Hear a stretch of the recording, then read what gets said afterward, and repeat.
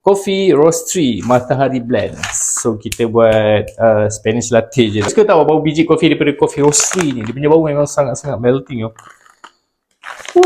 Okay, so macam biasa korang akan dapat sekalikan Polta filter yang ni saiz 58mm. Sampai lampu dia menyala, korang just tekan double tap 1, 2. Okay, lepas dah grind ni korang boleh terus stamping 1, 2. Gunakan filter dan masuk ke dalam Polta filter, espresso machine, dan aku akan brew bean coffee yang kita dah grind tadi. So aku akan buat double cup.